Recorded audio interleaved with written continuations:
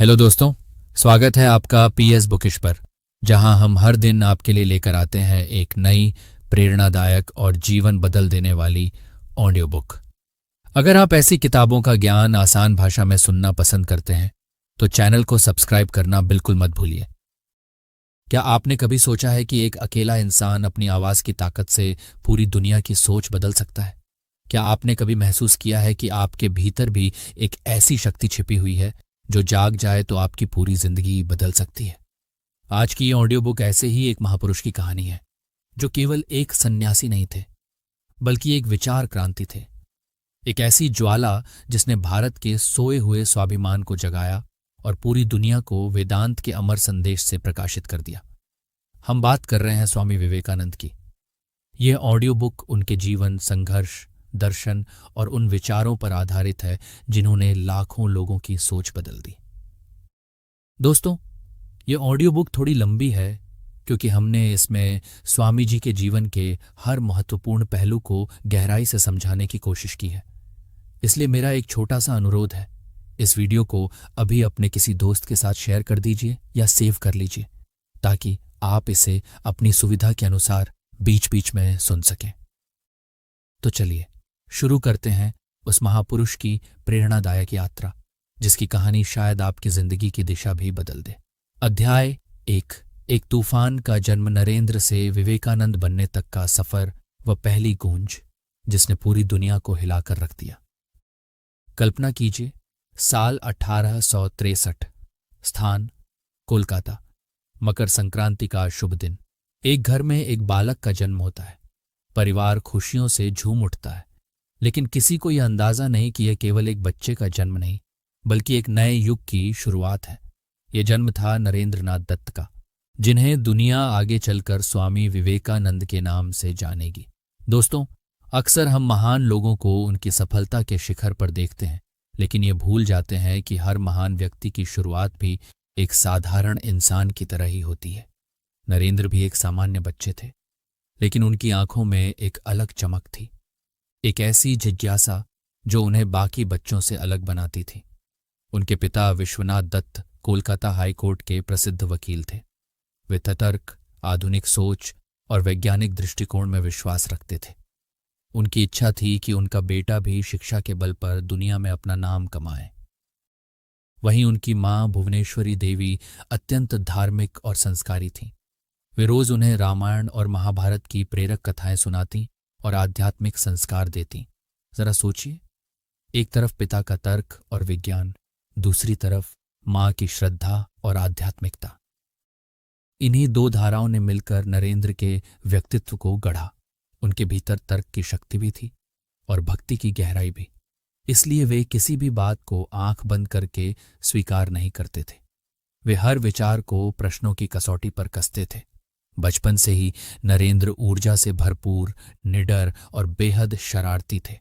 उनकी मां मजाक में कहती थीं, मैंने भगवान शिव से पुत्र मांगा था, उन्होंने तो अपना एक गण ही भेज दिया। लेकिन उनकी ऊर्जा केवल खेलकूद तक सीमित नहीं थी। उनके व्यक्तित्व में जन्मजात नेतृत्व क्षमता थी। दोस्तों के बीच उनकी अलग पहचान थी। लोग स्वाभाविक रूप से उनकी बात मानते थे, लेकिन इस हंसमुख और ऊर्जावान युवक के भीतर एक गहरा तूफान भी चल रहा था। वह अक्सर खेलते खेलते अचानक किसी पेड़ के नीचे बैठकर ध्यान में खो जाते। दोस्तों को यह अजीब लगता था, लेकिन नरेंद्र के लिए यह बिल्कुल स्वाभाविक था। उनके भीतर एक ही प्रश्न बार बार उठता था, क्या सचमुच ईश्वर है? अगर है तो क्या उसे देखा जा सकता है? यह किसी बच्चे का साधारण सवाल नहीं था। यह उस आत्मा की पुकार थी जो सत्य को केवल सुनना नहीं, बल्कि स्वयं अनुभव करना चाहती थी। इसी खोज ने उन्हें अनेक विद्वानों, संतों और साधुओं तक पहुंचाया, लेकिन हर जगह उन्हें लगभग एक ही उत्तर मिला, ईश्वर है, बस श्रद्धा रखो। पर उनका तर्कशील मन मानने को तैयार नहीं था। वे कहते, यदि कोई सत्य है तो उसका अनुभव भी होना चाहिए। उनकी शिक्षा श्रेष्ठ संस्थानों में हुई। इतिहास, दर्शन, साहित्य, विज्ञान, हर विषय पर उनकी गहरी पकड़ थी। उन्होंने डेविड ह्यूम, इमैनुअल कांट और हर्बर्ट स्पेंसर जैसे पश्चिमी दार्शनिकों का गंभीर अध्ययन किया। इन विचारों ने उनके भीतर ईश्वर के अस्तित्व को लेकर और भी गहरे प्रश्न जगा दिए। एक समय ऐसा भी आया जब वे नास्तिकता की ओर झुकने लगे। उन्हें लगा शायद ईश्वर केवल मन की कल्पना है। जरा सोचिए, जो युवक आगे चलकर पूरी दुनिया को आध्यात्मिकता का सबसे प्रभावशाली संदेश देने वाला था, वही कभी ईश्वर के अस्तित्व पर प्रश्न उठा रहा था। यही उनके व्यक्तित्व की सबसे बड़ी खूबी थी। उन्होंने कभी अंधविश्वास नहीं किया। वे सत्य को जीना चाहते थे, केवल सुनना नहीं। उनके भीतर लगातार दिल और दिमाग का संघर्ष चल रहा था। दिल कहता, कोई परम शक्ति अवश्य है। दिमाग कहता, बिना प्रमाण के किसी बात को स्वीकार करना बुद्धिमानी नहीं। अगर आपने भी कभी ऐसा संघर्ष महसूस किया है जहां दिल कुछ कहता हो और दिमाग कुछ और, तो कमेंट में दिल या दिमाग जरूर लिखिए। पीएस बुकिश परिवार में आपकी राय हमारे लिए बेहद महत्वपूर्ण है। इसी बेचैनी ने उन्हें ब्रह्म समाज तक पहुंचाया। वहां के विचार उन्हें अच्छे लगे, लेकिन आत्मा की प्यास अब भी अधूरी थी। उनका वही प्रश्न आज भी सामने खड़ा था, क्या आपने ईश्वर को देखा है? और इस प्रश्न का उत्तर किसी के पास नहीं था। दिन बीतते गए, लेकिन उनकी बेचैनी बढ़ती गई। अब उन्हें केवल किताबों का ज्ञान नहीं चाहिए था। उन्हें चाहिए था एक ऐसा गुरु जिसने सत्य को स्वयं देखा हो, एक ऐसा मार्गदर्शक जो केवल उपदेश न दे बल्कि अनुभव तक पहुंचने का रास्ता दिखाए। असल में यह केवल नरेंद्र की कहानी नहीं है, ये हम सबकी कहानी है। हम सब किसी न किसी रूप में सत्य की तलाश कर रहे हैं। कोई सफलता में, कोई रिश्तों में, कोई धन में, लेकिन सबसे बड़ी तलाश होती है खुद को जानने की। उस समय नरेंद्र के सामने दो रास्ते थे। एक तरफ आराम, प्रतिष्ठा और सुरक्षित भविष्य, दूसरी तरफ अनिश्चितता, संघर्ष और सत्य की खोज। उन्होंने दूसरा रास्ता चुना, क्योंकि महान लोग आसान रास्ते नहीं चुनते, वे सही रास्ता चुनते हैं। यही निर्णय आगे चलकर उन्हें स्वामी विवेकानंद बनाने वाला था। उनकी कहानी हमें सिखाती है, महानता धन, पद या प्रसिद्धि से नहीं आती। महानता आती है सही प्रश्न पूछने की हिम्मत से, अपनी अंतरात्मा की आवाज सुनने की हिम्मत से, और सत्य के लिए सब कुछ दांव पर लगाने की हिम्मत से। नरेंद्र का बचपन और युवावस्था उस विराट व्यक्तित्व की नींव थी जिसे दुनिया आगे चलकर स्वामी विवेकानंद के नाम से जानने वाली थी। उनका शुरुआती जीवन हमें एक अमूल्य सीख देता है, कभी भी प्रश्न पूछने से मत डरिए। समाज, परिवार या परंपरा जो भी कहे, उसे आंख बंद करके मत मानिए। उसे तर्क की कसौटी पर परखिए और अपने अनुभव से सत्य को पहचानिए। स्वामी विवेकानंद का पूरा जीवन इसी सिद्धांत पर आधारित था। पहले अनुभव करो, फिर विश्वास करो। यही उनकी सबसे बड़ी महानता थी। उन्होंने अपनी जिज्ञासा को कभी मरने नहीं दिया। वे एक ऐसा तूफान थे जिसे किनारों में कैद रहना स्वीकार नहीं था। उन्हें तो समंदर की गहराइयों तक पहुंचना था, लेकिन अब सवाल यह था, ये बेचैनी उन्हें कहां ले जाएगी? कौन था वह महापुरुष जो इस प्रचंड तूफान को सही दिशा देने वाला था? नरेंद्र की यह खोज आखिरकार उन्हें एक ऐसे व्यक्ति के द्वार तक ले गई जिसने उनकी पूरी दुनिया बदल दी। वह कौन थे? कैसे एक ऐतिहासिक मुलाकात ने एक जिज्ञासु युवक को युग प्रवर्तक बना दिया? आइए जानते हैं अगले अध्याय में। अध्याय 2, गुरु की खोज। जब एक जिज्ञासु शेर को उसका गुरु मिला। दोस्तों, पिछले अध्याय में हमने देखा कि किस तरह युवा नरेंद्र नाथ अपने भीतर हजारों सवाल लिए सत्य की तलाश में भटक रहे थे। अब उन्हें किसी विद्वान की नहीं, एक अनुभवी गुरु की तलाश थी। और कहा भी गया है, जब शिष्य पूरी तरह तैयार होता है तभी गुरु प्रकट होते हैं। नरेंद्र की यह तलाश उन्हें दक्षिणेश्वर के काली मंदिर तक ले गई, जहां उनकी मुलाकात हुई उस महापुरुष से जिसने उनके जीवन की दिशा ही बदल दी, रामकृष्ण परमहंस। कल्पना कीजिए उस ऐतिहासिक दृश्य की। एक तरफ आधुनिक शिक्षा, पश्चिमी दर्शन और तर्क से भरा युवा नरेंद्र, और दूसरी तरफ एक सरल, निष्कपट गांव के पुजारी जो मां काली की भक्ति में पूरी तरह लीन थे। इतिहास में शायद ही कभी दो इतने अलग व्यक्तित्व इस तरह आमने सामने आए हों। एक तरफ बुद्धि, दूसरी तरफ अनुभूति। एक तरफ तर्क, दूसरी तरफ परम विश्वास। जब नरेंद्र पहली बार रामकृष्ण परमहंस से मिले, उनके मन में गहरा संदेह था। उन्होंने उनके बारे में बहुत कुछ सुन रखा था कि उन्हें ईश्वर के प्रत्यक्ष दर्शन होते हैं, लेकिन नरेंद्र इन बातों पर विश्वास नहीं करते थे। वे किसी श्रद्धालु की तरह नहीं, बल्कि एक परीक्षक की तरह दक्षिणेश्वर पहुंचे थे, और यहीं से शुरू होने वाली थी वह मुलाकात जिसने केवल नरेंद्र का नहीं बल्कि पूरी दुनिया का इतिहास बदल दिया। रामकृष्ण परमहंस एक छोटी सी खाट पर विराजमान थे। जैसे ही उनकी नजर नरेंद्र पर पड़ी, वे तुरंत समाधि में लीन हो गए। उनके चेहरे पर ऐसा दिव्य आनंद झलक रहा था मानो वे किसी बिछड़े हुए अपने से मिल गए हों। कुछ देर बाद जब वे समाधि से बाहर आए तो उन्होंने नरेंद्र को ऐसे देखा जैसे उन्हें जन्मों से जानते हों। बड़े स्नेह से उनके गालों को छूते हुए बोले, अरे, तुम आने में इतनी देर क्यों लगा दी? मैं कब से तुम्हारा इंतजार कर रहा था। नरेंद्र ये सुनकर हैरान रह गए। उन्होंने मन ही मन सोचा, ये व्यक्ति कहीं पागल तो नहीं? लेकिन वे अपने जीवन का सबसे महत्वपूर्ण प्रश्न पूछे बिना नहीं रह सके। वही प्रश्न जिसने उनकी आत्मा को वर्षों से बेचैन कर रखा था। पूरे आत्मविश्वास और हल्के से अहंकार के साथ उन्होंने पूछा, क्या आपने ईश्वर को देखा है? अब तक इस प्रश्न का उन्हें हमेशा घुमा फिराकर जवाब मिला था। किसी ने कहा, ईश्वर भावना में है। किसी ने कहा, उसे देखने के लिए वर्षों की साधना करनी पड़ती है। लेकिन रामकृष्ण परमहंस का उत्तर बिल्कुल अलग था। उन्होंने नरेंद्र की आंखों में आंखें डालकर पूरी सहजता से कहा, हाँ, मैंने ईश्वर को देखा है। उतनी ही स्पष्टता से जितनी स्पष्टता से मैं इस समय तुम्हें देख रहा हूं, बल्कि उससे भी अधिक। और यदि तुम सच में चाहो तो मैं तुम्हें भी उनके दर्शन करा सकता हूं। यह सुनते ही नरेंद्र स्तब्ध रह गए। अपने पूरे जीवन में पहली बार उन्होंने किसी को इतनी सरलता, निडरता और आत्मविश्वास के साथ यह कहते सुना था। न कोई दार्शनिक तर्क, न शास्त्रों की लंबी व्याख्या, सिर्फ एक व्यक्ति का प्रत्यक्ष अनुभव। यहीं से नरेंद्र के भीतर कुछ टूटने लगा। उनका तर्कशील मन कह रहा था, यह असंभव है, यह सब भ्रम होगा। लेकिन उनका हृदय कह रहा था, इस व्यक्ति की आंखों में छल नहीं, केवल सत्य है। यही वह क्षण था जिसने उनके जीवन की दिशा बदलनी शुरू कर दी। इसके बाद नरेंद्र बार बार दक्षिणेश्वर जाने लगे, लेकिन वे श्रद्धालु बनकर नहीं बल्कि एक परीक्षक बनकर जाते थे।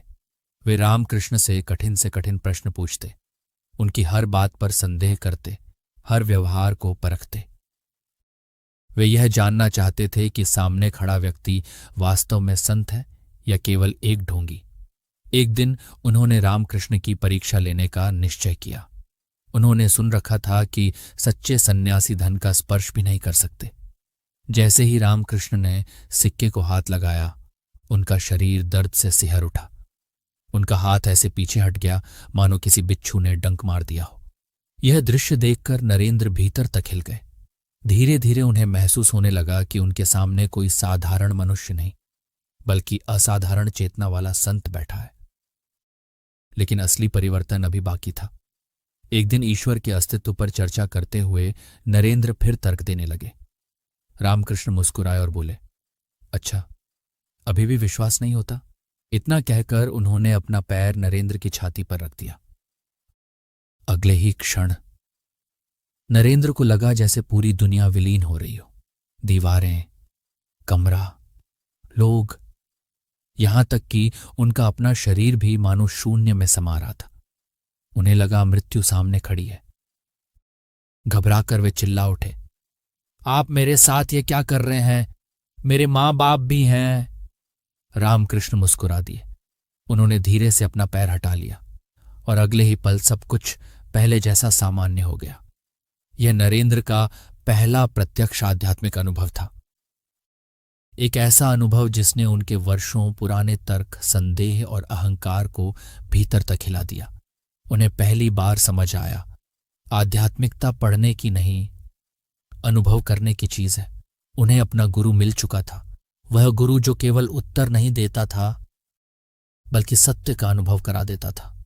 दोस्तों, यही इस प्रसंग की सबसे बड़ी सीख है। जीवन की हर सच्चाई तर्क से नहीं समझी जा सकती। प्रेम, विश्वास, करुणा और आध्यात्मिकता, इनका अनुभव केवल हृदय कर सकता है। अगर आप भी मानते हैं कि जीवन में कुछ सत्य ऐसे होते हैं जिन्हें केवल महसूस किया जा सकता है, तो कमेंट में लिखिए, अनुभव ही सत्य है।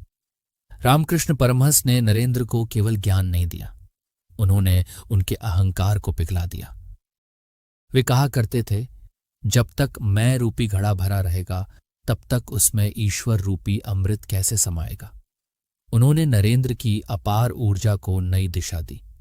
उन्होंने समझाया, तुम्हारी शक्ति दुनिया जीतने के लिए नहीं, पहले स्वयं को जीतने के लिए है, और जो स्वयं पर विजय पा लेता है वही पूरी मानवता की सेवा कर सकता है। रामकृष्ण एक कुशल माली थे और नरेंद्र एक जंगली लेकिन अद्भुत संभावनाओं से भरा फूल। उन्होंने प्रेम, तप और मार्गदर्शन से उस फूल को ऐसा खिला दिया जिसकी सुगंध आज भी पूरी दुनिया को प्रेरित कर रही है। लेकिन यह परिवर्तन एक दिन में नहीं हुआ। नरेंद्र के भीतर संघर्ष अब भी जारी था। एक ओर गुरु के प्रति अटूट श्रद्धा, दूसरी ओर तर्कशील मन की बेचैनी। हर दिन उनके भीतर विश्वास और संदेह का युद्ध चलता था। रामकृष्ण यह सब जानते थे। वे जानबूझकर नरेंद्र की परीक्षा लेते, उनके अहंकार पर चोट करते, ताकि उनका व्यक्तित्व कुंदन की तरह निखर सके। यह आसान रास्ता नहीं था, यह तप था, संघर्ष था और आत्मसमर्पण की लंबी साधना थी। लेकिन अब नियति नरेंद्र के लिए एक और कठिन परीक्षा लेकर आने वाली थी। एक ऐसी घटना जो उनके जीवन की पूरी दिशा बदल देगी। कैसे पिता की अचानक मृत्यु ने उन्हें गरीबी और संघर्ष की आग में झोंक दिया। कैसे उन्हें एक ऐसा निर्णय लेना पड़ा जहां एक ओर संसार था और दूसरी ओर गुरु। और कैसे अपने अंतिम दिनों में रामकृष्ण परमहंस ने अपनी समस्त आध्यात्मिक शक्ति नरेंद्र को सौंप दी। आइए यह अद्भुत यात्रा शुरू करते हैं। अध्याय 3, आत्मसमर्पण की अग्नि परीक्षा। नरेंद्रनाथ का विवेकानंद में रूपांतरण। कभी कभी स्वयं को पाने के लिए पहले स्वयं को खोना पड़ता है। दोस्तों, पिछले अध्याय में हमने उस ऐतिहासिक मुलाकात को देखा जिसने नरेंद्र के जीवन की दिशा बदल दी। उन्हें एक ऐसा गुरु मिल चुका था जो केवल उपदेश नहीं देता था बल्कि सत्य का प्रत्यक्ष अनुभव करा देता था। लेकिन क्या गुरु मिल जाने से यात्रा पूरी हो जाती है? नहीं, असल यात्रा तो उसके बाद शुरू होती है। वह यात्रा जहां अहंकार गलता है, विश्वास जन्म लेता है और आत्मा का वास्तविक रूप प्रकट होने लगता है। नरेंद्र के लिए यह सफर किसी अग्नि परीक्षा से कम नहीं था। एक ओर गुरु का अथाह प्रेम उन्हें अपनी ओर खींच रहा था, दूसरी ओर उनका तर्कशील मन हर अनुभव को कसौटी पर परखना चाहता था। यही संघर्ष उनके व्यक्तित्व की सबसे बड़ी ताकत भी था। रामकृष्ण जानते थे, ये कोई साधारण शिष्य नहीं, एक शेर है। इसे आदेश देकर नहीं, अनुभव देकर जगाना होगा। इसीलिए उनका शिक्षण भी अनोखा था। वे उत्तर नहीं देते थे, वे परिस्थितियां बनाते थे ताकि सत्य स्वयं प्रकट हो जाए। एक दिन उन्होंने अपने शिष्यों से कहा, वेदांत कहता है सब कुछ ब्रह्म है, जो मुझ में है वही तुम में है और वही इस संसार के प्रत्येक जीव में भी है। सबने सहमति में सिर हिला दिया। फिर उन्होंने नरेंद्र से कहा, अगर ऐसा है तो बाहर बैठी उस बिल्ली को यह दूध पिलाओ। आश्रम में दूध बहुत कम था और वह किसी आवश्यक कार्य के लिए रखा गया था। दूसरे शिष्य सोचने लगे, यदि हर जीव में ईश्वर है तो केवल बिल्ली को ही दूध क्यों? उन्होंने यही प्रश्न रामकृष्ण से पूछा। रामकृष्ण मुस्कुराए और बोले, मैंने तो बात सबको समझाई थी, लेकिन उसे जीवन में उतारने केवल नरेंद्र गए। ज्ञान की असली परीक्षा शब्दों में नहीं, कर्म में होती है। यही था व्यावहारिक वेदांत, यही था वह पाठ जिसने नरेंद्र के जीवन की सोच बदलनी शुरू कर दी। लेकिन नियति अब भी उन्हें और भी गहराई से तपाने वाली थी, क्योंकि अब उनके जीवन में आने वाला था वह दौर जिसने नरेंद्रनाथ को हमेशा के लिए बदल दिया। उनका मैं, उनका अहंकार, जो अब तक उन्हें सत्य से दूर रखे हुए था, अंततः पूरी तरह पिघल चुका था। उन्होंने स्वयं को खो दिया था और स्वयं को खोकर ही अपने वास्तविक स्वरूप, अपनी अनंत शक्ति को पा लिया। यही वह क्षण था जब नरेंद्रनाथ दत्त वास्तव में स्वामी विवेकानंद बन गए। रामकृष्ण परमहंस ने उन्हें प्रेम से गले लगाया और कहा, बेटा, तेरे परिवार को कभी अन्न और वस्त्र की कमी नहीं होगी, लेकिन तू इस संसार के छोटे मोटे कार्यों के लिए नहीं बना है।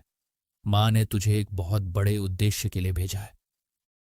यह केवल आशीर्वाद नहीं था, यह भविष्यवाणी थी, लेकिन समय तेजी से बदल रहा था। रामकृष्ण परमहंस गंभीर रूप से बीमार पड़ चुके थे। गले का कैंसर उनके शरीर को कमजोर कर रहा था, लेकिन उनकी आत्मा पहले की तरह ही प्रकाशमान थी।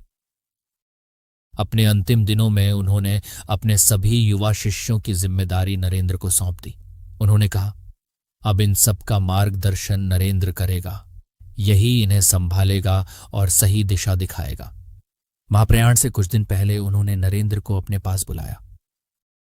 उन्होंने प्रेमपूर्वक उन्हें स्पर्श किया और कहा, आज मैं अपनी सारी आध्यात्मिक शक्ति, अपनी सारी साधना का फल तुम्हें सौंपता हूं। उस क्षण नरेंद्र को ऐसा अनुभव हुआ मानो बिजली की एक प्रचंड धारा उनके पूरे अस्तित्व में प्रवाहित हो गई हो। रामकृष्ण मुस्कुराए और बोले, इस शक्ति से तुम मानवता का महान कल्याण करोगे। एक गुरु अपनी जीवन भर की आध्यात्मिक कमाई अपने सबसे योग्य शिष्य को सौंप चुका था। गुरु के महाप्रयाण के बाद परिस्थितियां बेहद कठिन हो गईं। नरेंद्र और उनके गुरु भाई लगभग बेघर हो गए। समाज ने उन्हें आसानी से स्वीकार नहीं किया, लेकिन कठिनाइयां कभी भी महान लोगों का रास्ता नहीं रोकती। नरेंद्र ने अपने सभी गुरु भाइयों को एकजुट किया और कोलकाता के निकट बारानगर के एक पुराने जर्जर मकान में पहला रामकृष्ण मठ स्थापित किया। यहीं सभी युवाओं ने सन्यास का जीवन स्वीकार किया। यहीं से उस महान व्यक्तित्व की नई यात्रा शुरू हुई, जिसे आगे चलकर पूरी दुनिया स्वामी विवेकानंद के नाम से जानने लगी। दोस्तों, यह प्रसंग हमें आत्मसमर्पण की सबसे बड़ी शक्ति सिखाता है। जब तक हम हर चीज को केवल अपनी शक्ति से नियंत्रित करना चाहते हैं, तब तक संघर्ष हमारा पीछा नहीं छोड़ता। लेकिन जिस क्षण हम स्वयं को किसी महान उद्देश्य, किसी सच्चे गुरु या ईश्वर के चरणों में समर्पित कर देते हैं, उसी क्षण जीवन की दिशा बदलने लगती है। हमारा छोटा मैं समाप्त होने लगता है और हमारे भीतर छिपा विराट व्यक्तित्व जन्म लेता है। नरेंद्र ने अपने अहंकार को त्याग कर विवेकानंद को जन्म दिया। यही उनकी सबसे बड़ी विजय थी। लेकिन ये अंत नहीं, बल्कि एक नए युग की शुरुआत थी। अब उनके गुरु द्वारा दी गई शक्ति को मानवता के कल्याण में लगाना था। उनके भीतर फिर एक नई बेचैनी जन्म लेने लगी, भारत को जानने की, भारत की आत्मा को समझने की। और यही बेचैनी उन्हें एक लंबी, कठिन और ऐतिहासिक यात्रा पर ले गई। आखिर उस यात्रा में उन्होंने ऐसा क्या देखा जिसने उनके हृदय को भीतर तक झकझोर दिया? आइए जानते हैं। अध्याय 4, भारत की आत्मा की खोज। एक सन्यासी का राष्ट्र भ्रमण, जब पैरों के छालों ने पूरे भारत का दर्द महसूस किया। दोस्तों, गुरु रामकृष्ण के महाप्रयाण के बाद स्वामी विवेकानंद ने अपने गुरु भाइयों के साथ रामकृष्ण मठ की स्थापना तो कर दी, लेकिन उनके भीतर का तूफान अब भी शांत नहीं हुआ था। उनके गुरु ने उन्हें एक विराट मिशन सौंपा था, लेकिन उस मिशन का वास्तविक स्वरूप क्या है, यह अब भी स्पष्ट नहीं था। उन्होंने शास्त्रों में भारत का गौरव पढ़ा था। उपनिषद, वेद और भारतीय दर्शन का गहरा ज्ञान उनके पास था, लेकिन वे जानते थे किताबों का भारत और वास्तविक भारत एक नहीं हो सकता। उन्हें उस भारत को अपनी आंखों से देखना था, उसकी धड़कनों को महसूस करना था, उसकी पीड़ा को जीना था। वे जानना चाहते थे, जिस देश ने पूरी दुनिया को आध्यात्मिकता का प्रकाश दिया, आज वही इतना कमजोर और असहाय क्यों दिखाई देता है? इन प्रश्नों का उत्तर खोजने के लिए उन्होंने परिव्राजक सन्यासी बनने का निर्णय लिया। हाथ में कमंडल, एक दंड, तन पर गेरुआ वस्त्र और हृदय में भारत माता के प्रति अगाध प्रेम, यही उनकी पूंजी थी। ये कोई साधारण यात्रा नहीं थी, ये भारत की आत्मा की खोज थी। स्वामी विवेकानंद ने लगभग पूरे भारत का भ्रमण पैदल किया, उत्तर के हिमालय से लेकर दक्षिण के कन्याकुमारी तक, पूर्व के बंगाल से लेकर पश्चिम के गुजरात तक। उन्होंने राजमहलों में भी समय बिताया और गरीबों की झोपड़ियों में भी रातें गुजारी। उन्होंने विद्वानों से शास्त्रार्थ किया और किसानों की पीड़ा भी सुनी। यही यात्रा उनकी सबसे बड़ी गुरु बन गई। उन्होंने देखा, एक ओर भारत आध्यात्मिक ज्ञान का खजाना है, तो दूसरी ओर करोड़ों लोग गरीबी, भूख, अशिक्षा और अंधविश्वास की बेड़ियों में जकड़े हुए हैं। उन्होंने महसूस किया कि जाति पाति और सामाजिक भेदभाव ने राष्ट्र की आत्मा को कमजोर कर दिया है। जिन लोगों के पूर्वज ऋषि और मुनि थे, आज वही लोग स्वयं को असहाय और हीन समझने लगे थे। यह दृश्य उनके हृदय को भीतर तक घायल कर गया। उन्हें अपने पैरों के छाले भी भारत माता के घाव जैसे महसूस होने लगे। इसी यात्रा के दौरान एक घटना ने उनके जीवन पर गहरी छाप छोड़ी। वे राजस्थान के खेतड़ी राज्य में महाराजा अजीत सिंह के अतिथि थे। एक दिन राजदरबार में मनोरंजन के लिए एक नर्तकी को बुलाया गया। सन्यासी होने के कारण विवेकानंद वहां से उठकर जाने लगे। नर्तकी का हृदय टूट गया। उसने गाना बंद किया और फिर एक भजन गाने लगी, प्रभु मोरे अवगुण चित्त न धरो। भजन का संदेश था, पारस पत्थर ये नहीं देखता कि लोहा मंदिर का है या कसाई की दुकान का। गंगा भी ये भेद नहीं करती कि उसमें कौन सा जल मिल रहा है। ये शब्द सीधे विवेकानंद के हृदय में उतर गए। उन्हें अपनी भूल का एहसास हुआ। उन्होंने समझ लिया, यदि हर जीव में ईश्वर है तो किसी को ऊंचा या नीचा समझना स्वयं ईश्वर का अपमान है। उन्होंने उसी क्षण उस नर्तकी से क्षमा मांगी। यही उनकी महानता थी। महान लोग अपनी गलती स्वीकार करने से कभी नहीं डरते। उन्होंने सीखा, सच्चा वैराग्य संसार से भागना नहीं, बल्कि हर प्राणी में ईश्वर को देखना है। एक और घटना ने उनके जीवन दर्शन को और गहरा कर दिया। एक दिन वे अत्यंत भूखे अवस्था में एक गांव पहुंचे। उन्होंने एक घर का दरवाजा खटखटाया। अंदर से एक मोची बाहर आया। वह झिझकते हुए बोला, स्वामी जी, मैं अछूत हूं। मेरे हाथ का भोजन आप कैसे ग्रहण करेंगे? विवेकानंद मुस्कुराए और बोले, भूख कभी जाति नहीं पूछती, और जब तुम्हारे भीतर और मेरे भीतर वही एक ईश्वर है तो फिर भेद कैसा? उन्होंने उसी प्रेम से उसके हाथ की साधारण रोटी स्वीकार की। यही था उनका जीवंत वेदांत, किताबों का नहीं। जीवन का वेदांत उनके लिए हर मनुष्य, चाहे राजा हो या गरीब, विद्वान हो या मोची, सब नारायण के ही स्वरूप थे। दोस्तों, अगर हम भी हर इंसान में ईश्वर का अंश देखना सीख जाएं, तो समाज की आधी समस्याएं अपने आप समाप्त हो जाएं।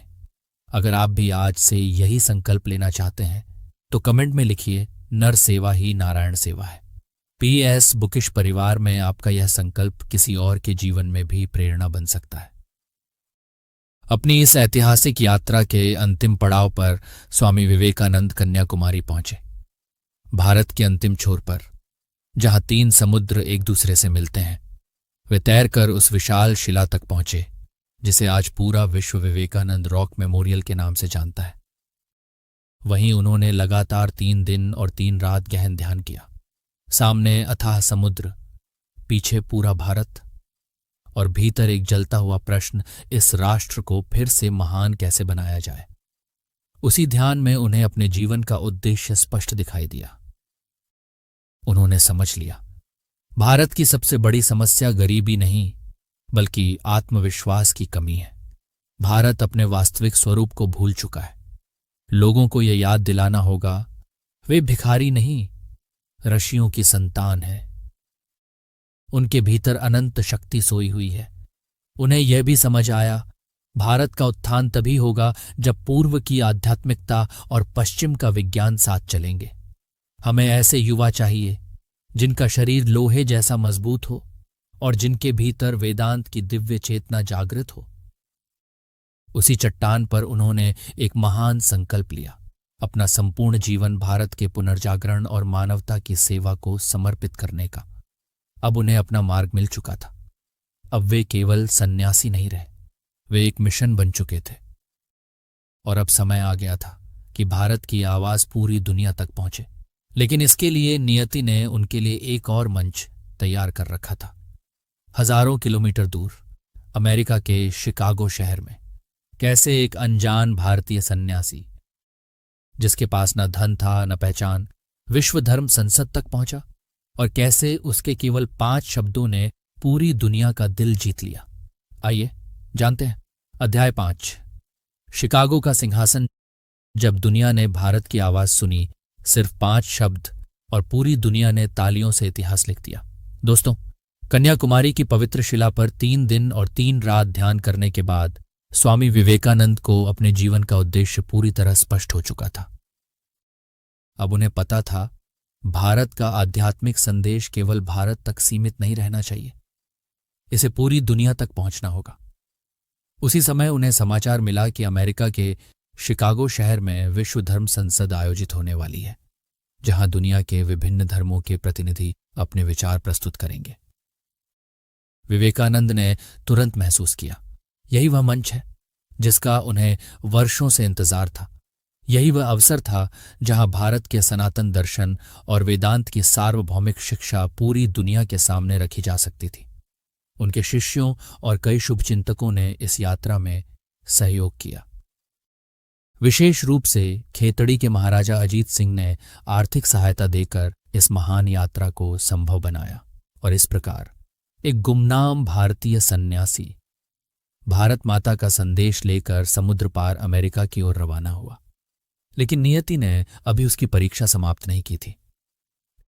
शिकागो पहुंचते ही कठिनाइयां उनका इंतजार कर रही थीं। सबसे पहला झटका यह लगा कि विश्व धर्म संसद में पंजीकरण की अंतिम तिथि निकल चुकी थी। दूसरी समस्या यह थी कि किसी भी प्रतिनिधि के पास किसी मान्यता प्राप्त संस्था का आधिकारिक परिचय पत्र होना आवश्यक था। स्वामी विवेकानंद के पास न कोई परिचय पत्र था, न कोई संस्था, और न ही अमेरिका में कोई पहचान। धीरे धीरे उनके पास मौजूद थोड़े से पैसे भी समाप्त हो गए।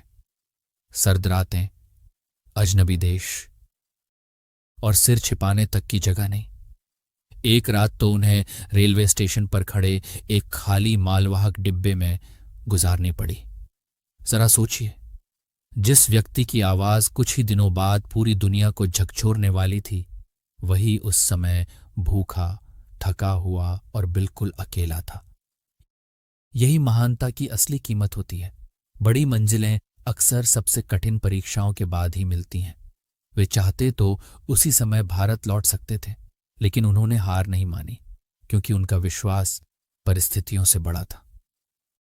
और सच ही कहा गया है, जहां संकल्प अडिग हो वहां रास्ते स्वयं बन जाते हैं। इसी संघर्ष के दौरान उनकी मुलाकात हार्वर्ड विश्वविद्यालय के प्रसिद्ध प्रोफेसर जॉन हेनरी राइट से हुई। कुछ ही समय की बातचीत में प्रोफेसर राइट विवेकानंद के अद्भुत ज्ञान, तेजस्वी व्यक्तित्व और गहरी आध्यात्मिक समझ से इतने प्रभावित हुए कि उन्होंने विश्व धर्म संसद के आयोजकों को एक अनुशंसा पत्र लिखा।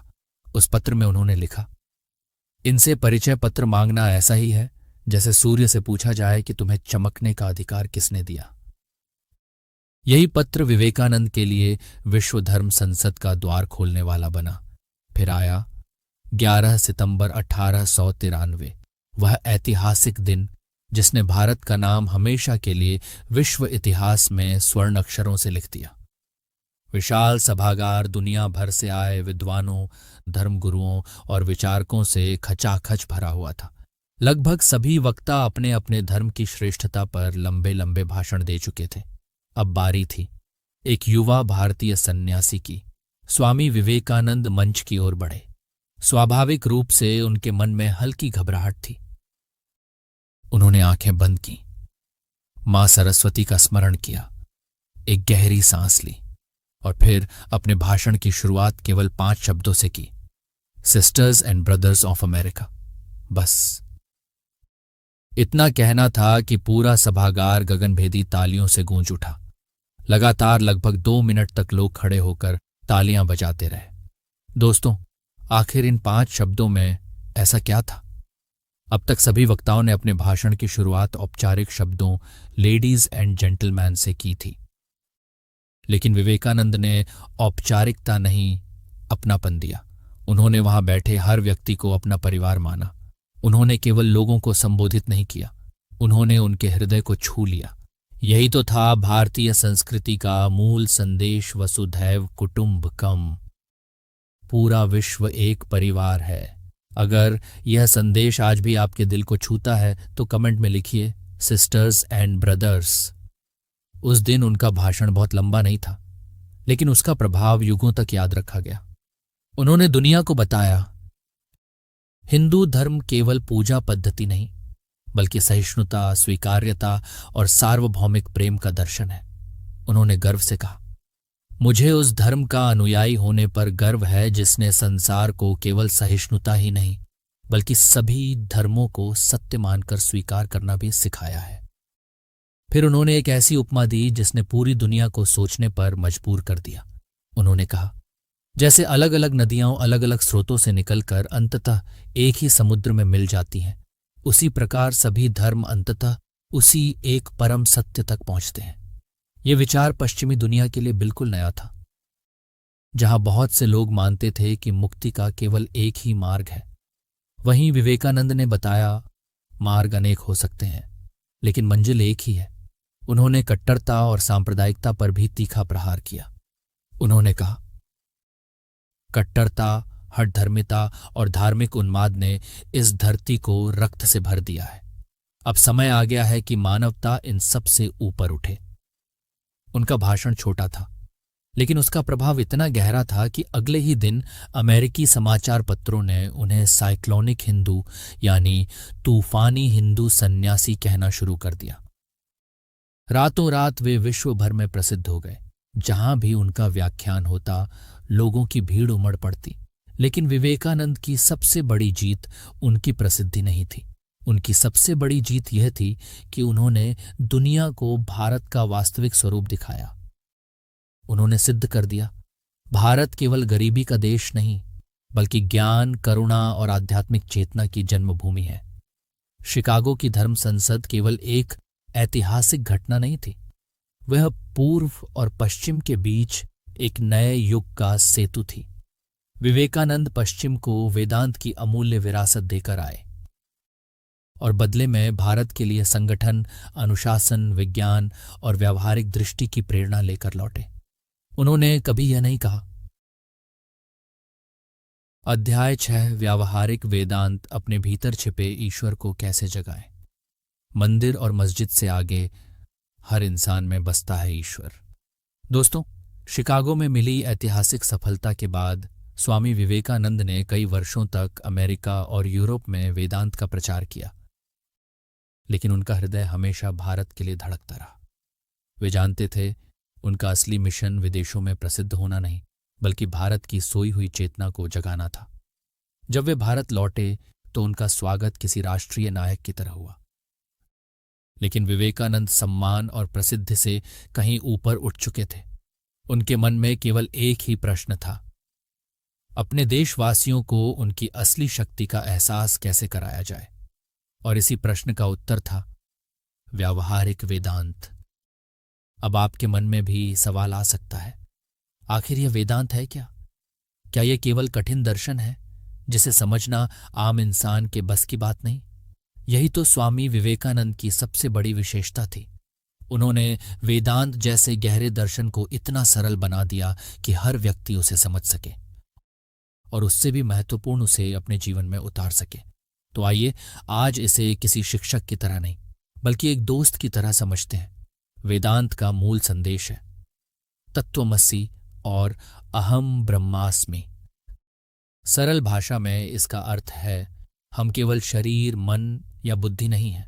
हमारे भीतर एक शुद्ध, पवित्र और अनंत चेतना विद्यमान है। उसी चेतना को आत्मा कहा गया है और वही आत्मा परमात्मा का अंश है। इसे एक आधुनिक उदाहरण से समझिए। कल्पना कीजिए कि पूरा ब्रह्मांड एक विशाल सुपर कंप्यूटर है और हम सब उस नेटवर्क से जुड़े अलग अलग डिवाइस हैं।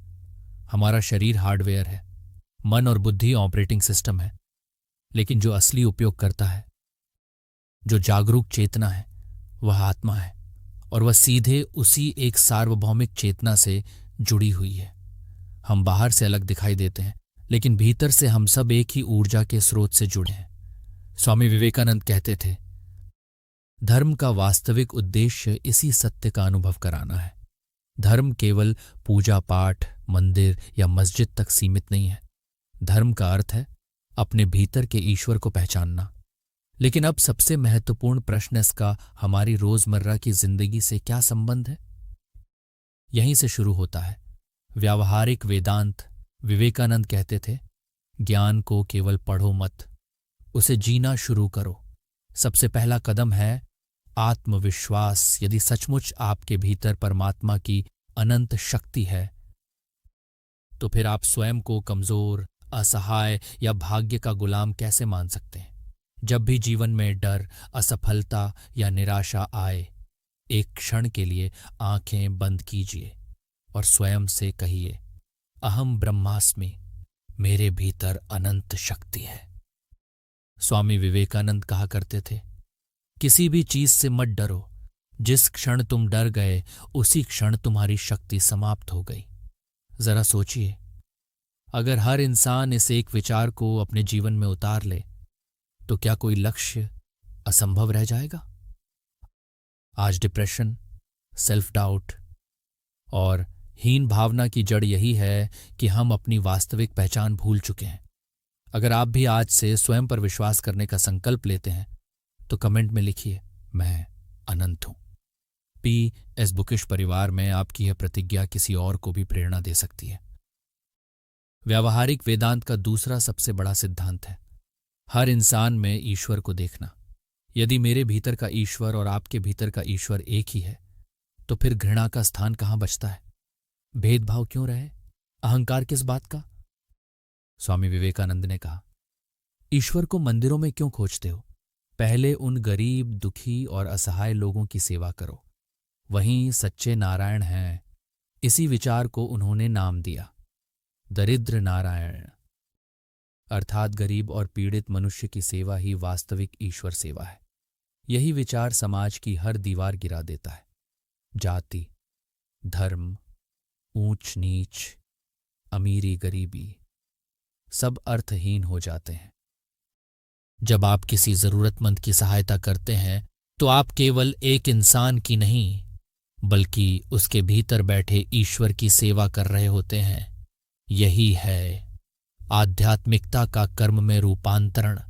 यही है व्यावहारिक वेदांत। स्वामी विवेकानंद ने एक और अद्भुत बात कही। उन्होंने कहा, नास्तिक वह नहीं जो ईश्वर को नहीं मानता, सच्चा नास्तिक वह है जिसे स्वयं पर विश्वास नहीं है। उन्होंने स्पष्ट कहा, यदि तुम्हें 33 करोड़ देवी देवताओं पर विश्वास है लेकिन स्वयं पर विश्वास नहीं है तो तुम्हारा उद्धार नहीं हो सकता, क्योंकि स्वयं पर विश्वास ही ईश्वर तक पहुंचने का पहला द्वार है। इसे एक आसान उदाहरण से समझिए। मान लीजिए आपके घर में बिजली का कनेक्शन है, लेकिन अगर मुख्य स्विच ही बंद हो तो क्या बल्ब जलेगा? क्या पंखा चलेगा? बिल्कुल नहीं। वह मुख्य स्विच है आत्मविश्वास। जब तक यह स्विच ऑन नहीं होगा आपके भीतर छिपी शक्ति भी प्रकट नहीं होगी।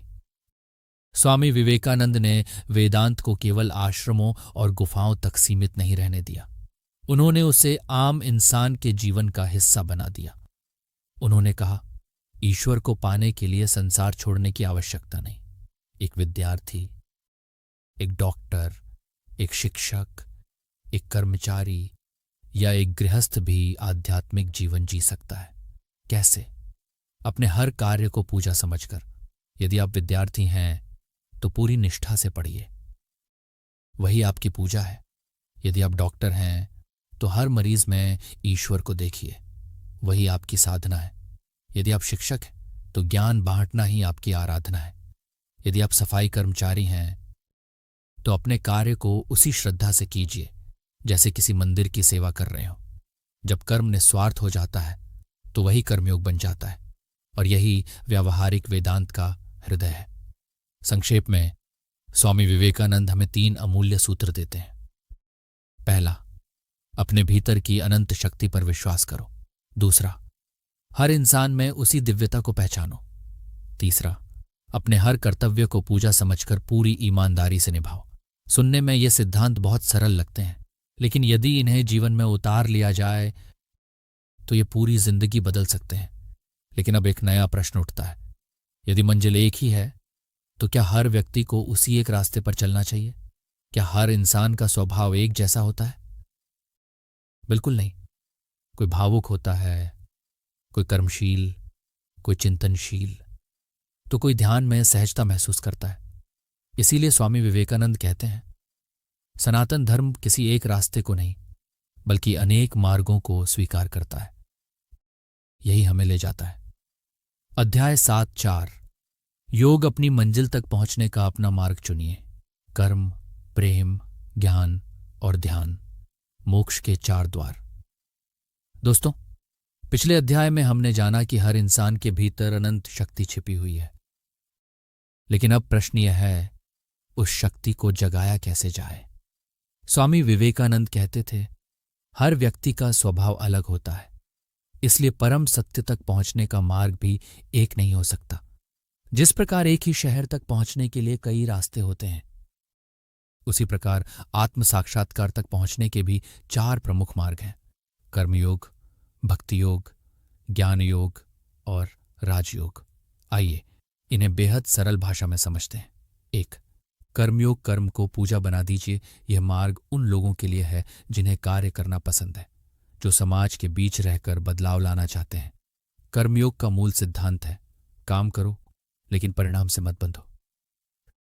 जैसा श्री कृष्ण ने कहा, कर्मण्येवाधिकारस्ते मा फलेषु कदाचन, अर्थात तुम्हारा अधिकार केवल कर्म पर है, फल पर नहीं। जब हम केवल परिणाम पर ध्यान देते हैं तो डर, तनाव और चिंता पैदा होती है। लेकिन जब हम पूरे मन से कर्म करते हैं तो वही कर्म साधना बन जाता है। दूसरा सिद्धांत, अहंकार छोड़ो। ये मत सोचो मैं कर रहा हूं, बल्कि सोचो ईश्वर मुझे माध्यम बनाकर यह कार्य करवा रहे हैं। और तीसरा, हर कर्म को ईश्वर को समर्पित कर दो। यही कर्मयोग है। 2. भक्ति योग। प्रेम ही परम मार्ग है। यह मार्ग उन लोगों के लिए है जिनका हृदय तर्क से अधिक प्रेम को समझता है। भक्त के लिए ईश्वर कोई दूर बैठी शक्ति नहीं, बल्कि अपना सबसे प्रिय संबंध होता है। वह उन्हें मां, पिता, मित्र या प्रियतम के रूप में अनुभव करता है। भजन, प्रार्थना, नाम स्मरण, ये केवल कर्मकांड नहीं बल्कि प्रेम की भाषा है। मीराबाई और चैतन्य महाप्रभु इसी मार्ग के उज्जवल उदाहरण हैं। 3. ज्ञान योग। सत्य को स्वयं पहचानो। ये मार्ग उन लोगों के लिए है जो हर बात को तर्क और विवेक से समझना चाहते हैं। ज्ञान योगी लगातार स्वयं से पूछता है, मैं कौन हूं? क्या मैं शरीर हूं? नहीं। क्या मैं मन हूं? नहीं। क्या मैं विचार हूं? नहीं। जो इन सबको देख रहा है वही वास्तविक मैं है। यही आत्मा है, यही सत्य है। स्वामी विवेकानंद स्वयं ज्ञानयोग के महान प्रतिनिधि थे। 4. राजयोग। मन पर विजय। राजयोग का अर्थ है मन का राजा बनना। महर्षि पतंजलि द्वारा बताए गए अष्टांग योग पर आधारित यह मार्ग हमें अनुशासन, ध्यान और समाधि की ओर ले जाता है। यम, नियम, आसन, प्राणायाम, धारणा, ध्यान और अंततः समाधि। आज पूरी दुनिया जिस मेडिटेशन और योग की बात करती है उसकी जड़ें इसी राजयोग में हैं। स्वामी विवेकानंद कहते थे, ये चारों मार्ग अलग दिखते हैं लेकिन अंततः एक ही मंजिल तक पहुंचते हैं। और आदर्श मनुष्य वही है जिसमें कर्मयोगी का परिश्रम, भक्त का प्रेम, ज्ञान योगी का विवेक और राजयोगी का अनुशासन चारों एक साथ मौजूद हों। आप अपने स्वभाव को पहचानिए। जो मार्ग आपको सबसे अधिक आकर्षित करे उसी पर चलना शुरू कीजिए, या फिर इन चारों का सुंदर संतुलन अपने जीवन में विकसित कीजिए। यही सनातन धर्म की व्यापकता है। लेकिन इन चारों मार्गों पर सफलतापूर्वक चलने के लिए एक चीज सबसे अधिक आवश्यक है, शक्ति। शारीरिक भी, मानसिक भी और आत्मिक भी। आखिर स्वामी विवेकानंद युवाओं को राष्ट्र की सबसे बड़ी ताकत क्यों मानते थे? उन्होंने क्यों कहा, उठो, जागो और तब तक मत रुको जब तक लक्ष्य की प्राप्ति न हो जाए। और आज के युवाओं के लिए यह संदेश पहले से भी अधिक प्रासंगिक क्यों है? आइए इन प्रेरणादायक प्रश्नों के उत्तर जानेंगे अगले अध्याय में। अध्याय नंबर 8, उठो, जागो। युवाओं के लिए विवेकानंद का अमर संदेश, तुम्हारी नसों में लोहा है और तुम्हारी आत्मा में अनंत शक्ति। दोस्तों, अब तक पीएस बुकिश पर हमने स्वामी विवेकानंद के गहरे दार्शनिक विचारों और चारों योगों को समझा। लेकिन विवेकानंद सिर्फ एक संत या दार्शनिक नहीं थे। वे एक क्रांतिकारी विचारक, समाज सुधारक और सबसे बढ़कर भारत के युवाओं के सबसे बड़े प्रेरणा स्रोत थे। उनका अटूट विश्वास था, अगर भारत को फिर से विश्वगुरु बनना है तो यह काम देश का युवा ही करेगा। वे जानते थे कि हर युवा के भीतर ऊर्जा का एक विशाल ज्वालामुखी छिपा है। यदि उसे सही दिशा मिल जाए तो वह सिर्फ अपनी नहीं, पूरी दुनिया की तकदीर बदल सकता है। इसीलिए उन्होंने अपना सबसे शक्तिशाली संदेश युवाओं को दिया। और आज जब लाखों युवा तनाव, भ्रम, तुलना और दिशाहीनता से जूझ रहे हैं, तब विवेकानंद के विचार अंधेरे में जलते हुए दीपक की तरह रास्ता दिखाते हैं। पहला संदेश, शक्तिशाली बनो। स्वामी विवेकानंद कहते थे, मेरे युवा मित्रों, शक्तिशाली बनो, यही तुम्हारे लिए मेरा सबसे बड़ा उपदेश है। लेकिन यहां शक्ति का अर्थ केवल मजबूत शरीर नहीं है। उनके अनुसार असली शक्ति 4 स्तरों पर होती है: शारीरिक, मानसिक, बौद्धिक और आध्यात्मिक। इसीलिए उन्होंने कहा था, गीता पढ़ने से पहले फुटबॉल खेलना अधिक आवश्यक है। इसका अर्थ यह नहीं था कि खेल धर्म से बड़ा है। उनका संदेश था, कमजोर शरीर में मजबूत मन और ऊंचे विचार टिक नहीं सकते। इसलिए पहले अपने शरीर को मजबूत बनाइए, व्यायाम कीजिए, अच्छा भोजन कीजिए और अपने शरीर को फौलाद जैसा बनाइए। आज का युवा घंटों मोबाइल और लैपटॉप के सामने बैठा रहता है। शारीरिक गतिविधि लगभग खत्म हो चुकी है। अगर विवेकानंद आज होते तो शायद कहते, उठो, बाहर निकलो, दौड़ो, खेलो। तुम्हारी नसों में खून नहीं, लोहा दौड़ना चाहिए, लेकिन सिर्फ शरीर नहीं। उसके बाद आती है मानसिक शक्ति। वे कहते थे, दुनिया एक महान व्यायामशाला है जहां हम स्वयं को मजबूत बनाने आते हैं। मानसिक शक्ति का मतलब है मजबूत इच्छा शक्ति, अटूट आत्मविश्वास और निडरता। उनका प्रसिद्ध वाक्य था, जो तुम सोचते हो वही बन जाते हो। अगर तुम खुद को कमजोर मानोगे तो कमजोर बन जाओगे, लेकिन अगर तुम खुद को शक्तिशाली मानोगे तो तुम्हारे भीतर वही शक्ति जाग उठेगी। यही सकारात्मक सोच का सबसे बड़ा सिद्धांत है, जिसे विवेकानंद ने एक सदी पहले समझा दिया था। वे चाहते थे कि हर युवा खुद को शेर समझे, भेड़ नहीं। वे कहते थे, यदि कोई पाप है तो वह है स्वयं को या दूसरों को कमजोर समझना। आज हमारी सबसे बड़ी समस्या क्या है? आत्मविश्वास की कमी। हम हर समय दूसरों से अपनी तुलना करते हैं। सोशल मीडिया पर लोगों की चमकती हुई जिंदगी देखकर खुद को छोटा समझने लगते हैं। विवेकानंद इस हीन भावना पर सीधा प्रहार करते हैं। वे कहते हैं, तुम ईश्वर की संतान हो, तुम्हारे भीतर अनंत शक्ति है, डरो मत। अगर आप भी आज से खुद को कमजोर समझना छोड़ने का संकल्प लेते हैं तो कमेंट में लिखिए, मैं शक्तिशाली हूं। अब बात करते हैं उनके सबसे प्रसिद्ध मंत्र की। उत्तिष्ठत जाग्रत प्राप्य वरान्य बोधत, यानी उठो, जागो और तब तक मत रुको जब तक लक्ष्य प्राप्त न हो जाए। यह केवल एक नारा नहीं, बल्कि पूरी जिंदगी बदल देने वाला मंत्र है। उठो यानी आलस्य, डर और बहानों से बाहर निकलो। जागो यानी अपनी क्षमता पहचानो और अपने उद्देश्य को समझो। और मत रुको यानी चाहे कितनी भी असफलताएं आएं, चाहे दुनिया तुम्हारा साथ छोड़ दे, तुम्हारे कदम कभी नहीं रुकने चाहिए। आज अधिकांश युवाओं की सबसे बड़ी समस्या है, उन्हें अपना लक्ष्य ही नहीं पता। वे भीड़ के पीछे दौड़ रहे हैं बिना यह जाने कि मंजिल कहाँ है। ऐसे युवाओं के लिए विवेकानंद कहते हैं, जीवन में एक विचार लो, उसी विचार को अपना जीवन बना लो। उसी के बारे में सोचो, उसी के सपने देखो, उसी को जियो। शरीर और मन का हर कण उसी विचार में डूब जाने दो, बाकी सभी विचारों को छोड़ दो। यही सफलता का मार्ग है। वे चाहते थे कि युवा केवल पैसा कमाने का सपना न देखें, बल्कि ऐसा लक्ष्य चुनें जिससे समाज और देश का भी भला हो। क्योंकि वे कहते थे, वही जीता है जो दूसरों के लिए जीता है, बाकी लोग जीवित होकर भी मृत समान है। यही सच्चे जीवन का अर्थ है। असली खुशी केवल खुद के लिए जीने में नहीं, बल्कि किसी और की जिंदगी में रोशनी बन जाने में है। इसके साथ ही विवेकानंद चरित्र निर्माण पर भी सबसे अधिक जोर देते थे।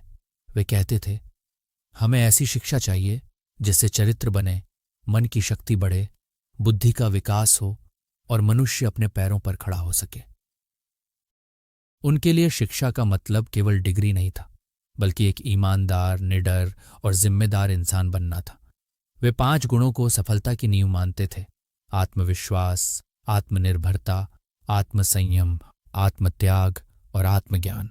उनका विश्वास था कि जिस युवा में ये 5 गुण आ जाए, उसे सफल होने से कोई नहीं रोक सकता। वे युवाओं को सलाह देते थे, बुरी संगति से दूर रहो, अपने मन को अच्छे विचारों से भरो और हर दिन कुछ समय स्वयं के साथ बैठकर आत्मचिंतन करो।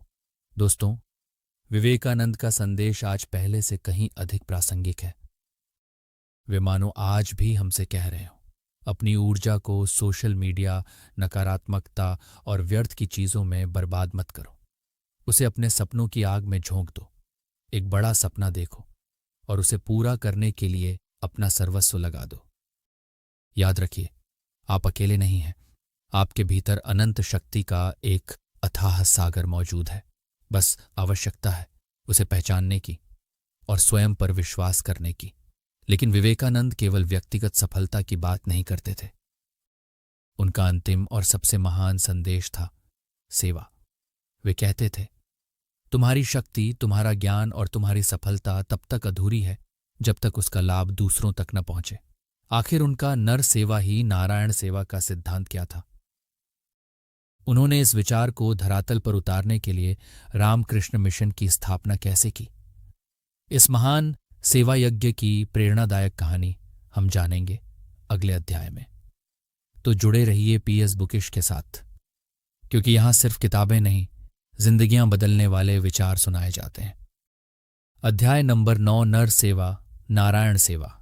इंसानियत की पूजा का मार्ग, जब सेवा ही सबसे बड़ी प्रार्थना बन जाए। दोस्तों, पिछले अध्याय में हमने स्वामी विवेकानंद के युवाओं के लिए दिए गए अमर संदेश को समझा। उन्होंने हमें सिखाया कि शरीर को मजबूत बनाइए, मन को निडर बनाइए और जीवन को किसी महान उद्देश्य के लिए समर्पित कीजिए। लेकिन विवेकानंद की दृष्टि केवल व्यक्तिगत सफलता या मोक्ष तक सीमित नहीं थी। वे एक ऐसे भारत का सपना देखते थे जहां कोई भूखा न सोए, कोई अज्ञान के अंधकार में न रहे और कोई बीमारी या गरीबी के कारण असहाय न हो। उनका हृदय करोड़ों गरीब, पीड़ित और वंचित लोगों के दर्द से व्याकुल हो उठता था।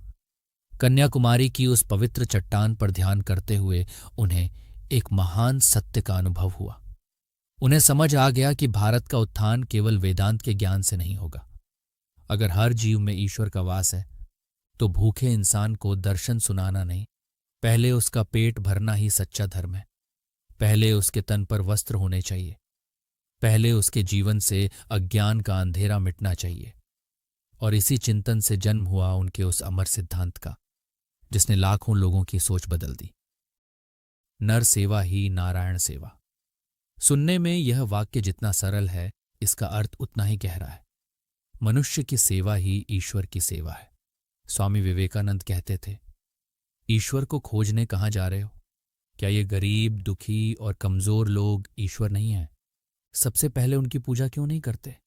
और उनका एक वाक्य आज भी दिल को झकझोर देता है, मैं उस ईश्वर या धर्म में विश्वास नहीं करता जो विधवा के आंसू न पोंछ सके या किसी अनाथ को रोटी का एक टुकड़ा न दे सके।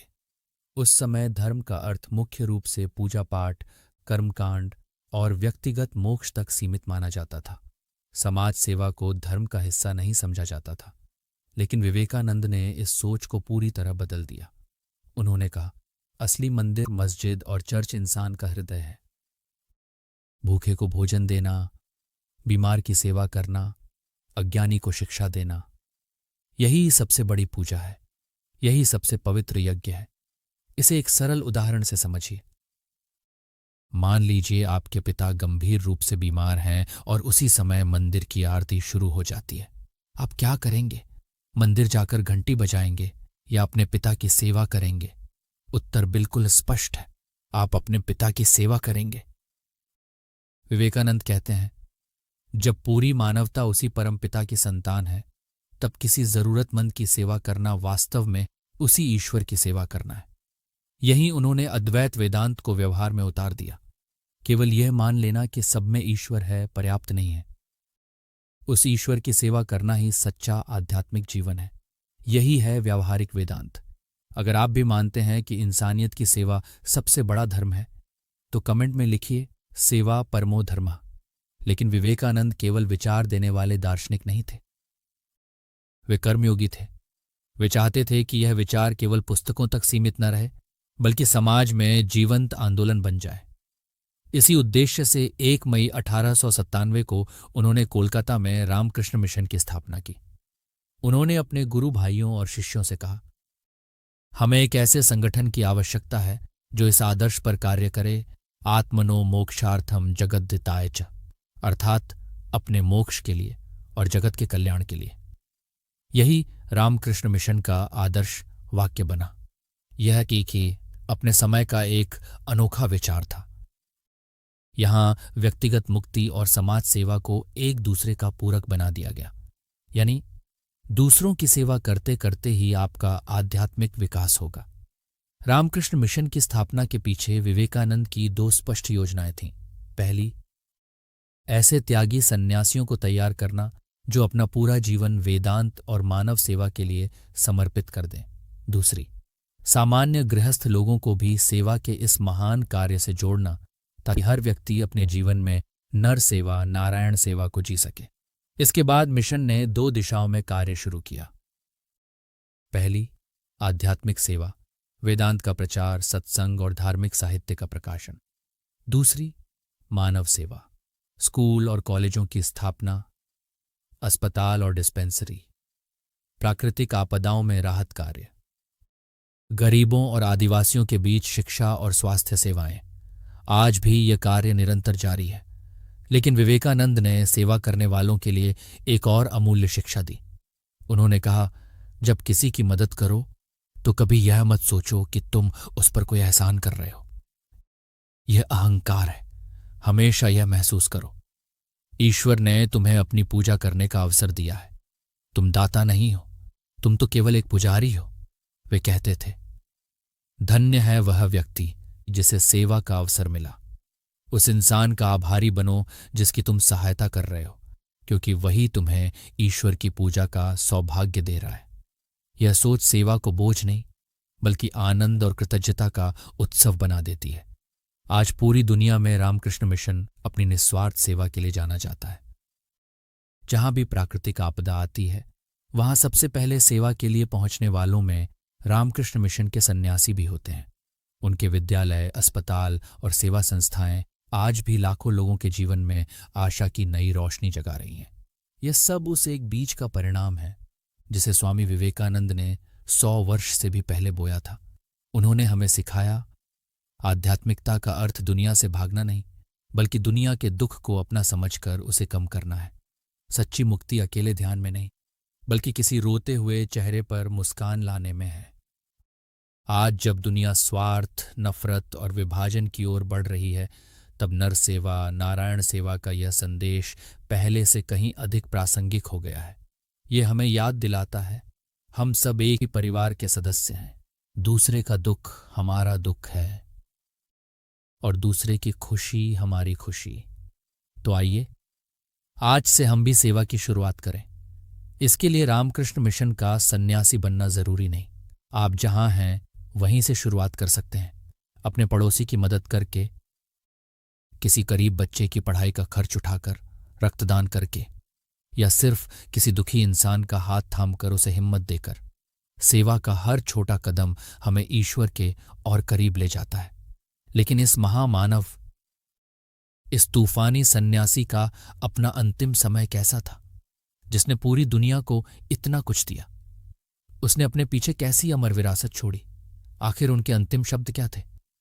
इसी प्रेरणादायक यात्रा के अंतिम पड़ाव को हम जानेंगे अगले और इस ऑडियो बुक के आखिरी अध्याय में।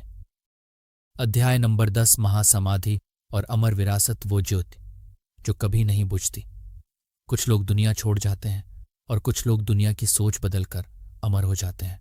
स्वामी विवेकानंद उन्हीं महान आत्माओं में से एक थे। दोस्तों, आज हम अपनी इस प्रेरणादायक यात्रा के अंतिम पड़ाव पर पहुंच चुके हैं। हमने देखा कि कैसे एक जिज्ञासु बालक नरेंद्र नाथ दत्त स्वामी विवेकानंद बनकर पूरे विश्व की चेतना को झकझोर देता है। हमने उनके गुरु से मिलन, भारत भ्रमण, शिकागो की ऐतिहासिक विजय, व्यावहारिक वेदांत और नर सेवा, नारायण सेवा जैसे महान सिद्धांतों को समझा। लेकिन अब समय है उस अंतिम अध्याय का, जहां एक शरीर विदा लेता है लेकिन एक विचार हमेशा के लिए अमर हो जाता है।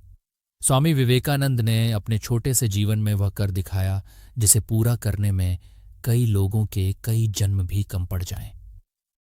पश्चिम की दूसरी यात्रा से लौटने के बाद उनका स्वास्थ्य लगातार गिरने लगा। निरंतर यात्राएं, अथक परिश्रम और पूरे देश दुनिया की चिंता, इन सब ने उनके शरीर को समय से पहले ही थका दिया था। उन्हें अस्थमा, मधुमेह और कई अन्य बीमारियां हो गई थीं। लेकिन एक बात कभी नहीं बदली, उनकी आत्मा का तेज। शरीर कमजोर होता गया, लेकिन उनका संकल्प पहले से भी अधिक प्रज्वलित रहा। अपने अंतिम दिनों तक वे बेलूर मठ और रामकृष्ण मिशन के कार्यों में लगे रहे। वे अपने शिष्यों का मार्गदर्शन करते रहे और भविष्य की योजनाएं बनाते रहे। वे अक्सर कहा करते थे, एक और विवेकानंद चाहिए, यह समझने के लिए कि इस विवेकानंद ने क्या किया है। उन्हें पूरा विश्वास था कि उन्होंने जो बीज बोया है वह आने वाले समय में एक विशाल वटवृक्ष बनेगा। वे कहते थे, शायद मैं अपने विचारों को पूरी तरह साकार होते हुए इस शरीर में न देख सकूं, लेकिन मेरे बाद ऐसे लोग आएंगे जो इस कार्य को आगे बढ़ाएंगे। उन्हें अपने मिशन और आने वाली पीढ़ियों पर अटूट विश्वास था। अपने अंतिम दिनों में वे अधिकतर समय गंगा के तट पर बसे बेलूर मठ में बिताते थे।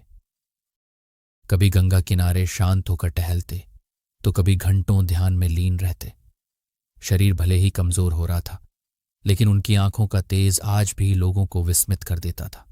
फिर आया 4 जुलाई 1902, एक सामान्य दिन, लेकिन इतिहास के लिए असाधारण। सुबह वे हमेशा की तरह जल्दी उठे, पूजा की, ध्यान किया, फिर अपने शिष्यों के साथ वेदों पर चर्चा की। उस दिन वे असाधारण रूप से शांत और प्रसन्न दिखाई दे रहे थे।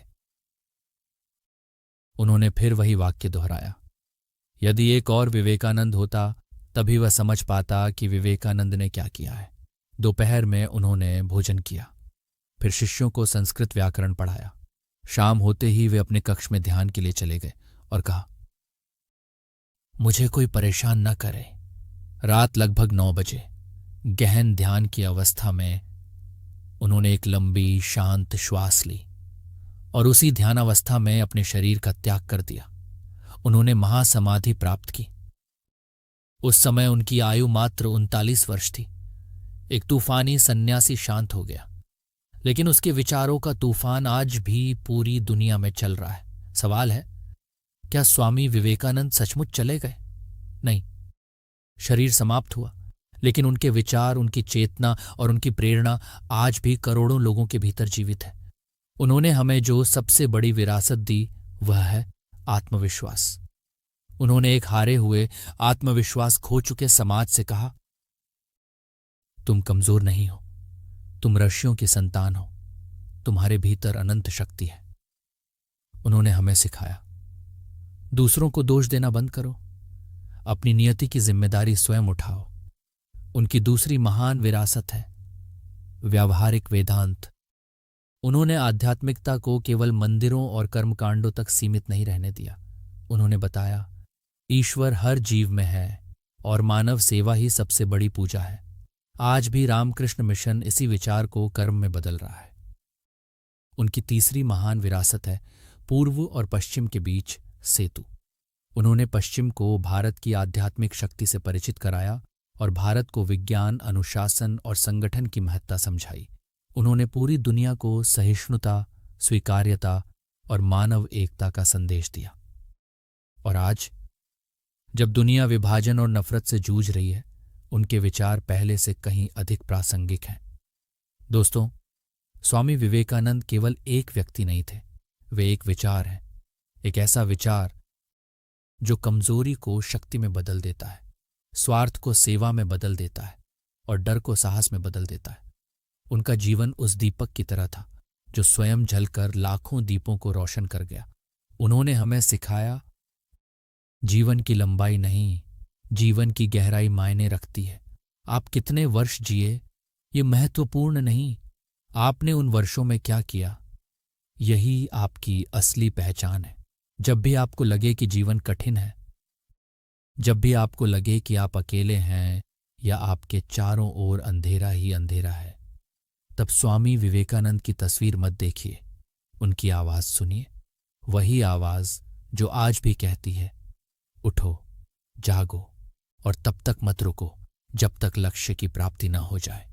डरो मत, तुम अनंत हो, तुम शक्तिशाली हो। यकीन मानिए, ये शब्द आपके भीतर फिर से उम्मीद, साहस और आत्मविश्वास जगा देंगे। दोस्तों, विवेकानंद की कहानी यहीं समाप्त नहीं होती। असल में उनकी कहानी हर उस इंसान के जीवन में शुरू होती है जो उनके विचारों को अपने जीवन में उतारने का निर्णय लेता है। अब सवाल ये नहीं है कि स्वामी विवेकानंद ने क्या किया, असली सवाल यह है, हम उनके विचारों से प्रेरणा लेकर क्या करने वाले हैं। क्या हम अपने भीतर छिपी शक्ति को पहचानेंगे? क्या हम अपने जीवन को किसी महान उद्देश्य के लिए समर्पित करेंगे? क्या हम सेवा, साहस और आत्मविश्वास का मार्ग चुनेंगे? इस प्रश्न का उत्तर आपको स्वयं अपने भीतर खोजना होगा। दोस्तों, यही थी स्वामी विवेकानंद के जीवन, उनके दर्शन और उनकी अमर विरासत की प्रेरणादायक यात्रा। ये केवल एक जीवनी नहीं, बल्कि ऐसा प्रेरणा सागर है जहां से हर व्यक्ति अपने जीवन के लिए साहस, ज्ञान और दिशा प्राप्त कर सकता है। आइए इस पूरी यात्रा की 4 सबसे बड़ी सीख एक बार फिर याद कर लें। पहली, स्वयं पर विश्वास रखिए, क्योंकि आपके भीतर अनंत शक्ति का स्रोत है। दूसरी, जीवन में एक महान लक्ष्य चुनिए और उसे पाने के लिए अपना सर्वस्व लगा दीजिए। तीसरी, हर इंसान में ईश्वर को देखिए और निस्वार्थ भाव से मानवता की सेवा कीजिए, क्योंकि सेवा ही सबसे बड़ी पूजा है। और चौथी, किसी भी परिस्थिति से मत डरिए, हर चुनौती का सामना एक शेर की तरह कीजिए। यदि इस ऑडियो बुक ने आपके जीवन में एक भी सकारात्मक विचार जगाया है तो इसे यहीं समाप्त मत होने दीजिए। इस वीडियो को लाइक कीजिए ताकि यह संदेश और लोगों तक पहुंचे। कमेंट में जरूर बताइए कि इस पूरी ऑडियो बुक से आपकी सबसे बड़ी सीख क्या रही। हो सकता है आपका एक विचार किसी और के जीवन की दिशा बदल दे। और यदि आप पीएस बुकिश पर ऐसी ही प्रेरणादायक, ज्ञानवर्धक और जीवन बदलने वाली ऑडियो बुक सुनना चाहते हैं तो चैनल को सब्सक्राइब करना और बेल आइकन दबाना बिल्कुल न भूलें।